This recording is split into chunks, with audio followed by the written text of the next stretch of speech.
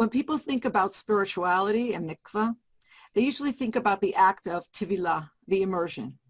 In fact, because for so long, for far too many Jews, mikvah was honored more in its breach than in its observance, attempts to promote its adherence over the last few decades have been vociferous, have taken creative and eclectic forms. But the marketing is inevitably about the experience of immersion. And that's logical, I suppose. What are you going to promote? What are you going to market and tout? The fact that you have to be celibate for 2 weeks out of each month? The necessary discipline inherent in the observance? For far too long, mikvaot in too many locations were dingy, unwelcoming places. Thank God, over the last few decades, that has changed radically. And so it is this very fact that is underscored and exhibited, and we have what I call a mikvah is an unbelievably beautiful spa experience approach. You just have to go, the promoters gush. To this I say, I am ecstatic that the aesthetics of our modern day mikvot have finally begun to reflect the centrality of this mitzvah in our tradition and in our lives. I truly am. But a mikvah and a spa are not the same thing and should not be equated. A spa is for people who enjoy those types of treatments and have the disposable time and resources to indulge thusly. Mikvah is one of the most important mitzvot and has to be adhered to, whether it's convenient or convenient not at all. It's not about our pleasure. It's about a holy responsibility to ourselves, to our spouses, to our community, to our Creator. Then there is you must go to the mikvah. It will make your marriage strong and your sex life will be off the charts approach. Now, everyone knows people who use the mikvah monthly and have marriages that need great assistance. And conversely, many who have never heard the word mikvah and have wonderfully strong marriages. Marriage is, of course, a very complex construct. Most certainly, observance of mikvah injects an aspect of vitality to our marriages that is simply not possible without it. But mikvah is not a panacea for all marital ills. It's not a magic bullet. It is the inviolable religious nexus for all that is important in our relationships, in our intimacies with our husbands, and zooming out in our lovemaking as Knesset Yisrael with HaKadosh Baruch Hu, with God. But perhaps most pernicious of all marketing approaches, the one that actually makes my blood pressure rise dangerously, is the spirituality approach. Most of it is focused, as I said, on the experience of immersing in the mikvah. In writings and various mediums, the immersion is described as rejuvenating and restorative, as a rebirth. Women offer testimonials about connecting with our collective foremothers and their personal ancestresses, hearing celestial choirs, and seeing heavenly sights. And while I do not doubt that this may be the experience of some women, I think that for every woman who comes out of the mikvah levitating, 9 come out wet and cold.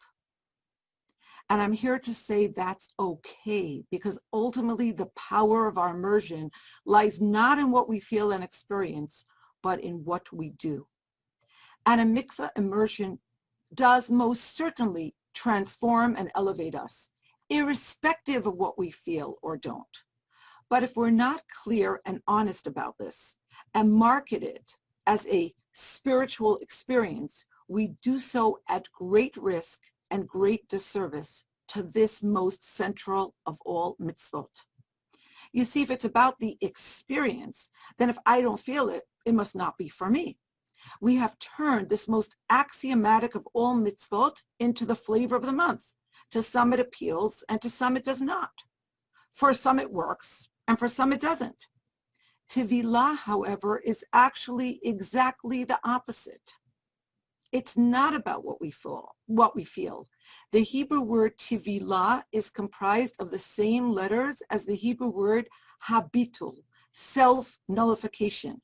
It is dafka in losing ourselves. It is specifically when we take leave of the self that we connect to something larger. and unlock the most profound levels of our connection with the divine. Most people would not think of the fact that we cannot be intimate while nida, or even express our love in a physical fashion as being spiritual. Most often we accept it as something we simply have to do, if not suffer through. But on the words from Tehillim, the Psalms of King David, in Psalm 39, Ne'elamti dumia hechashesi. King David says, I made myself speechless in silence. The Tzemach Tzedek, the third Lubavitcher Rebbe, takes us far beyond the conventional understanding of the term nida, most often defined as removed or set apart or even wandering.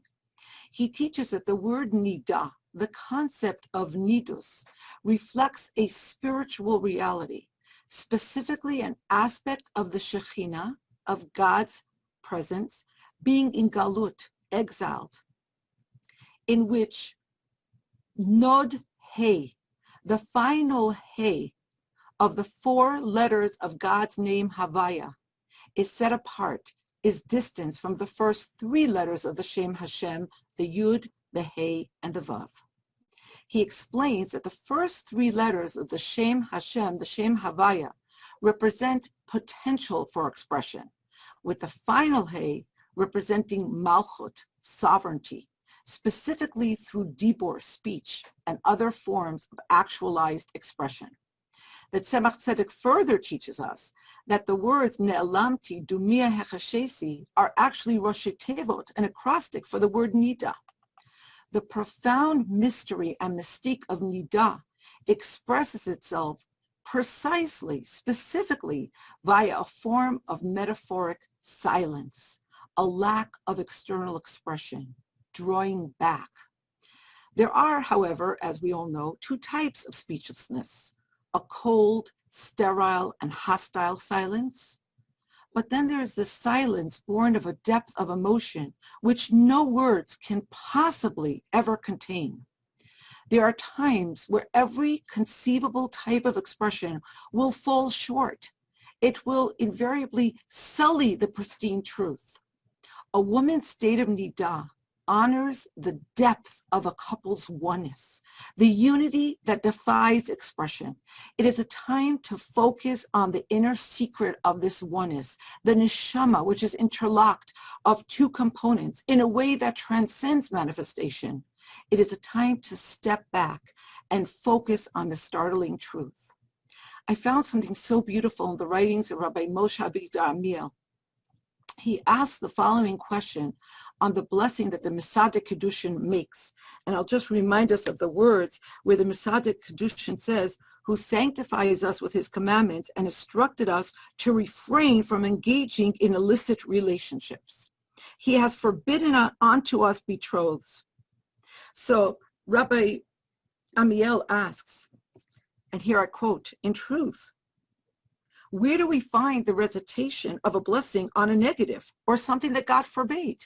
He says it's such a strange bracha. But he says this negative, however, is not a negative at all. The words, V'asar lanu as arusos, he has forbidden unto us betrothed, reveals a paradox. The woman is betrothed, yet she is forbidden to her husband. It must be then that the couple shares a profound, soulful, and spiritual bond that transcends any physical expression and is not contingent on external benefit. This indeed is reason to recite a blessing. In closing, the seventh Rebbe of Chabad, Rabbi Menachem Mendel Schneerson, taught that a Jew can draw an or pnimi, an internal sword of celestial light and energy into this world through positive actions, mitzvos aseh. However, there's an aspect of God.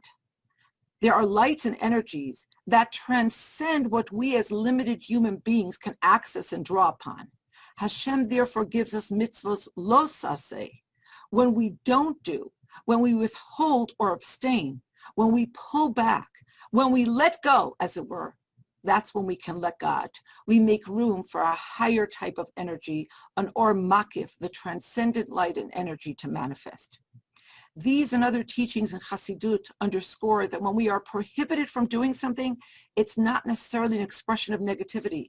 Sometimes a no is more positive than a yes. Sometimes silence is more than words. Sometimes when we draw back, we make room for something so much larger. Finally, I think that it has been some years now that we have begun to conflate the terms spirituality with godliness. But they're not the same. The term spiritual describes an experience that defies our physical senses. Watching the sunset, listening to a moving concerto, or taking a hit on a powerful drug. These can all be powerfully spiritual experiences. Godliness is about what is asked of us, not what we feel. It's about something much larger than the self. And in that largesse, in that ayin, in that nullification of the self, we will find the yesh. We can soar. I wish each one of us ktiva v'chatima tova, l'shana tova u'mituka, b'tov hanira v'hanigla. All the best, my dear friends.